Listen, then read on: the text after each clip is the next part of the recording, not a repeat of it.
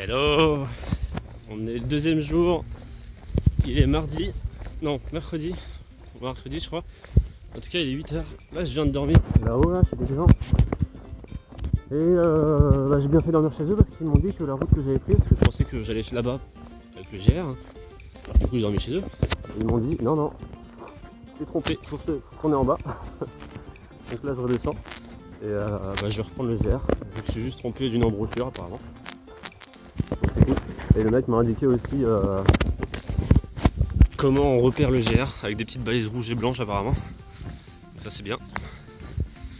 Et là il est 8h, j'aurais peut-être dû partir un peu plus tôt. Parce qu'on m'a dit qu'il faisait 37 degrés aujourd'hui. Heureusement mes potes m'ont conseillé de prendre la crème solaire. Allez, c'est parti.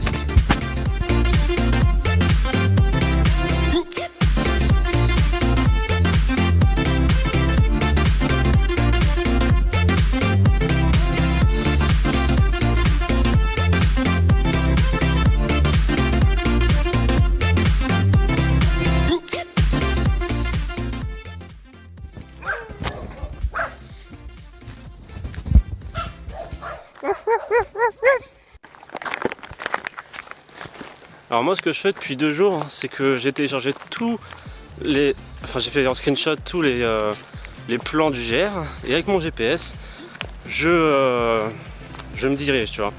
Et on m'a dit, du coup je me dirige comme ça. Et on m'a dit ouais non t'as des plots, etc. pour te dire où est le GR. Sauf qu'il n'y a pas de plot. Il n'y a pas de plot et en plus voilà ce qu'il y a. Je fais comment moi maintenant? Sur la route ils disent que c'est là. Merde. Oh oui. Oui. La première balise, putain, depuis 2 jours. Bon, du coup, c'est pas une balise, c'est juste un putain de tatouage sur une pierre. Oh là là, je suis trop content. C'est bon, je suis dessus. Techniquement, ça devrait aller. Oh là là, j'ai l'impression d'avoir trouvé le Graal, la fontaine de jouvence et une meuf à poil en même temps. C'est parti. Voilà. Comme ça, jusqu'à Puy-Celle-ci. Donc le grand château de tout à l'heure où j'ai dit il faut que je fasse ce matin, j'y suis dans 1 heure.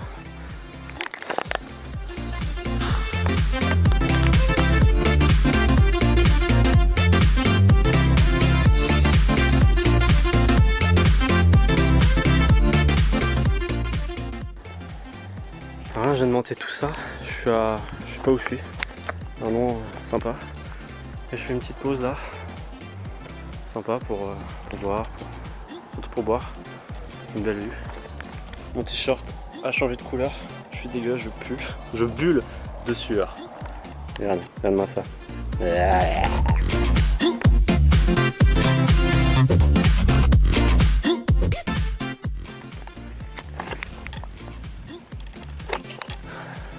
J'y suis normalement dans 3 heures.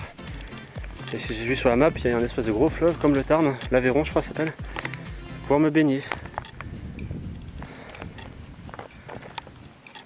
Et là, est-ce que ce serait pas le moment, hein? Le moment où tu es seul dans la nature, sauvage. Ah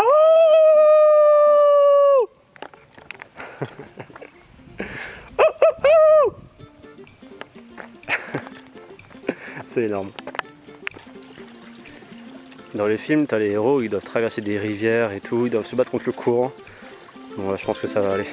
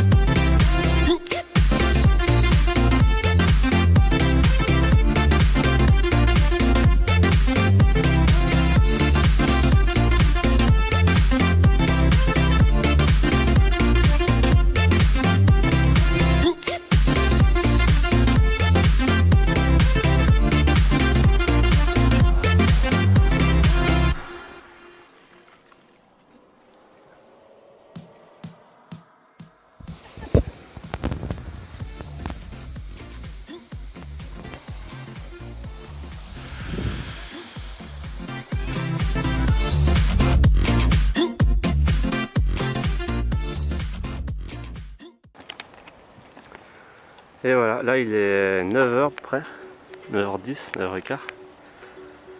J'attends que mon téléphone charge sur un stand tout là-bas. Il n'y a personne, donc c'est sécure. Là, je vais prendre ce petit pont, donc je vais devoir descendre la haute colline, le haut château où je suis. Je vais devoir prendre ce petit pont et derrière les deux collines là-bas. Donc soit je suis la route qui est juste ici, soit je coupe à travers la forêt. Donc en gros, si on récapitule, soit je fais de la montée légère sur toute la route, soit je fais des gros dénivelés comme ça. Donc on verra sur le moment, hein, selon mon inspiration. Surtout que là-bas il y a un tunnel, je crois. On va essayer de zoomer. Voilà, donc je suis même pas sûr de pouvoir y entrer à pied. Hop là, ici il y a un tunnel. Là il y a un tunnel. Donc à voir si j'y arrive à pied ou s'il faut aller ailleurs. On verra. En direct d'indirect sur ma première conférence. La première conférence de toute ma vie. Faites du bruit!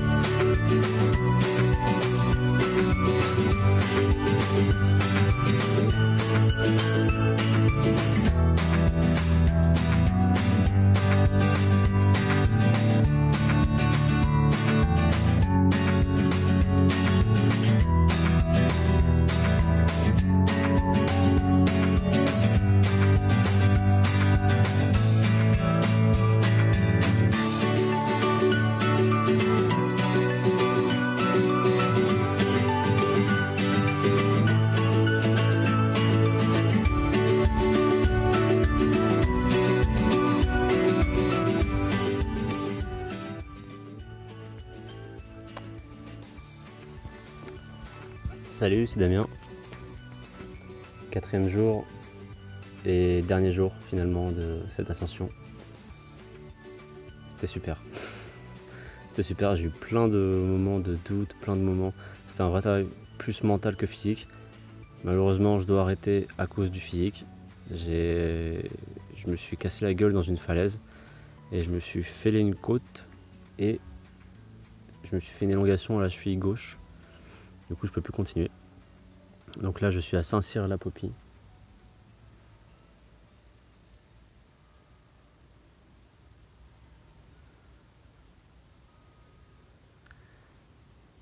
Et je voulais faire un petit récap voyage.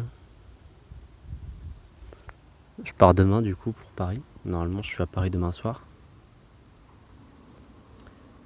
Et en fait, c'est impressionnant parce que quand tu voyages, tu déconnectes tout, mais en un rien de temps, toutes tes barrières s'envolent. Une des premières barrières que je pensais que ça allait me faire chier, je me suis dit putain, mais où est-ce que je vais me doucher, tu vois. Premier jour, je me suis pas douché, le lendemain matin, je suis reparti en mode allez, on galope. J'en avais rien à faire. Toutes les barrières comme ça, là, j'ai pour mon dernier repas dans ce quartier de France, dans ce coin de France, j'ai fait un resto, j'étais tout seul avec mon sac et j'étais en train de penser, en train de rêver Je voyais des gens qui me regardaient en mode, oh là, il est bizarre lui. Barrière sociale, on s'en fout aussi. Et ça, c'est ouf quand même, parce que en fait, quand tu vis, quand tu as de l'expérience dans la vie, même si je suis encore jeune, mais on en a tous, tu te rends compte que dans la vie, il y a plein de bulles, on va dire. Tu vois, des bulles de sociabilisation, des bulles de société. Genre, t'as les bulles, je sais pas, des rockers, des rappeurs. T'as ceux qui voyagent, du coup, t'as ceux qui sont dans la séduction, ceux qui sont à fond sur les motos, par exemple. Ceux qui sont à fond sur le foot. Et j'ai côtoyé cette bulle de société sur la séduction, où tu apprends à séduire les femmes, tu apprends à, à te dépasser, tu apprends à dépasser tes peurs surtout, envers les autres, envers les femmes. Tu apprends à les séduire, du coup tu t'apprends plein de choses sur toi, c'est vrai. Mais au final, tu te rends compte qu'il y a toujours une espèce de société, mais qui est codifiée, si tu veux. Tu as des codes, tu as des comportements à avoir pour choper tel genre de fille. C'est machinal, c'est mécanique. Et le voyage, en fait, c'est un des seuls, pour l'instant, c'est la seule bulle où j'ai vraiment euh, été à ce point-là choqué comment dire, par le mysticisme de la chose, tu vois. À quel point elle te coupe du monde. Et encore, on est en France, tu vois, c'est super sécure comme territoire. Il y a pas une journée où je me suis retrouvé vraiment seul. Il y a toujours eu un pélo quelque part, une maison à portée de vue, tu vois. J'ai pas encore eu cet aspect seul au monde. Et même avec ce petit aspect, ce teasing de solitude, on va dire, c'est impressionnant à quel point il te casse toutes tes barrières une par une. En fait, c'est un vrai travail sur soi. Donc là, je suis obligé de rentrer à cause de mes douleurs piétales, à cause de ma cheville et à cause de ma côte. Donc c'est un peu dommage, parce que j'ai vraiment eu du mal à accepter ça. J'ai vraiment du mal à accepter de partir alors que je commençais à comprendre comment ça fonctionnait, tu vois. Genre qu'il y avait des côtés sombres, mais que les côtés beaux l'emportaient. Parce que des côtés beaux, il y en a. Et, euh, et du coup, je dois rentrer. Je dois rentrer pour sécuriser ma cheville. Mais ce qui est sûr, c'est que je vais repartir un de ces quatre. Je vais me préparer plus physiquement cette fois. Et je vais repartir un de ces quatre, peut-être en Irlande ou en Nouvelle-Zélande ou en Australie, ou au Canada, tu vois, des trucs bien sauvages encore, où il n'y a pas de peuple. Et je vais retenter l'expérience avec plus d'entraînement. Mais du coup, ouais, comme je dis, j'ai du mal à accepter. Et ça a été une des premières grosses claques, première leçon. Je dois partir après la première leçon, ok, mais première grosse leçon. L'acceptation que tu ne contrôles pas tout dans ta vie, tu vois. Il y a des trucs que tu peux pas contrôler. Je pense que c'est un bon moyen le voyage de s'en rendre compte. Genre, techniquement, tu veux tout contrôler. Tu prends des trousses de soins bien remplies au cas où il y a n'importe quelle maladie ou bobo, tu te le répares, tu vois. Tu prépares ton itinéraire, donc tu contrôles la trajectoire, tu contrôles, t'essaies de contrôler avec du couchsurfing ou du Airbnb de temps en temps. Bon, j'en ai pas fait du Airbnb, mais j'ai lancé des demandes de couchsurfing. Donc tu essaies de contrôler ton logement, tu essaies de contrôler tes vivres, ça c'est normal. Enfin, faut survivre à un moment donné. Et en fait, plus t'avances et plus tu te dis putain, demain je sais pas où je vais. Et là, tu le vis au jour le jour, mon gars. Et c'est là où tu te rends compte que putain, c'est beau quoi. Ça c'est cool. Ça c'est vraiment cool. Je me suis retrouvé à m'extasier devant une simple chaise, juste s'installer sur une chaise et se faire waouh, mais quelle belle invention. Juste une chaise, c'est ouf, mon gars.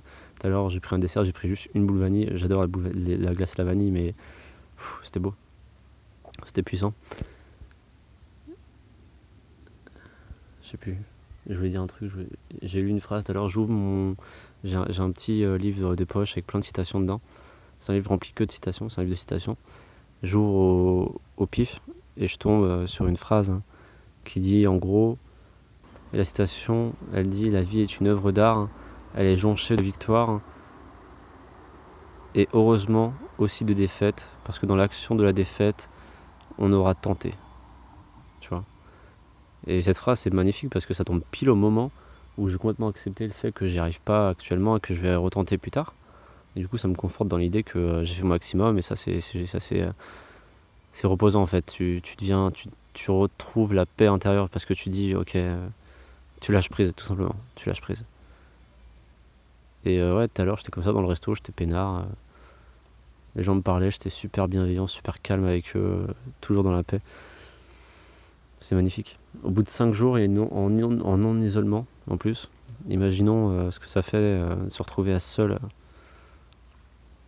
poisson, se retrouver seul, perdu dans la nature complète pendant plusieurs semaines. Ça va être ouf. Et ouais, tu comprends plein de choses sur la fin du voyage, toujours sur la fin. T'as l'impression que ça marche toujours comme ça aux gens, que ça soit 3 mois ou 3 jours, t'as l'impression que c'est toujours la fin qui tombe dans la gueule comme une évidence. Et c'est vrai que là, j'ai complètement plus. J'ai l'impression d'être inaccessible à la peur là aujourd'hui. Genre j'ai eu plein de galères, je me suis cassé la gueule dans les falaises, j'ai raté. Qu'est-ce que j'ai raté? J'ai raté des timings avec ce que je voulais faire, tu vois. J'ai pris des sentiers qu'il fallait pas, je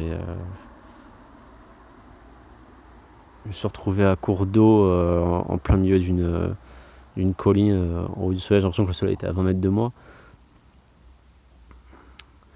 Et au final, une fois que tu vis tout ça, et pourtant j'ai l'impression que ça fait 40 jours que je suis parti, mon gars. J'ai l'impression que ça fait une éternité que je suis parti parce qu'il se passe tellement de choses dans une journée quand tu vis au jeu comme ça au jour le jour. Au jour le jour. Je suis parti que depuis 3 jours, c'est le quatrième là, 4 jours du coup. C'est impressionnant parce que tu te poses plus du tout de questions après. Au bout de 2 jours, tu te poses plus de questions de qu'est-ce que je vais faire demain, quoi. Tu te poses la question le soir en mode ok, je vais là-bas et on verra comment j'y vais. Mais t'y vas, tu vois. Et ça fait tellement du bien de pas savoir, de pas prévoir, de pas contrôler en fait. Tu t'en rends compte justement quand tu lâches prise, ne pas contrôler, ça fait un bien fou. Et comme dirait Cheryl Strayed, ma vie comme toute vie, tellement intense, tellement présente, tellement mienne, quelle belle folie que de lui lâcher la bride.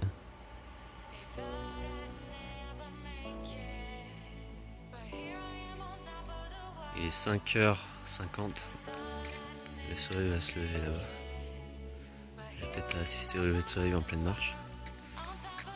Là, je marche jusqu'à...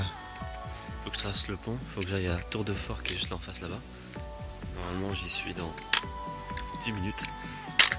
Mais vu ma cheville, je pense que j'y serai dans 20. Pour ça, je me suis levé tôt. J'ai un train à 6h20. J'ai un train à 6h20 Cahors, en bus. Et je suis assez content parce que du coup, ça me donne l'occasion d'utiliser la langue première que j'ai. Et je vois super bien.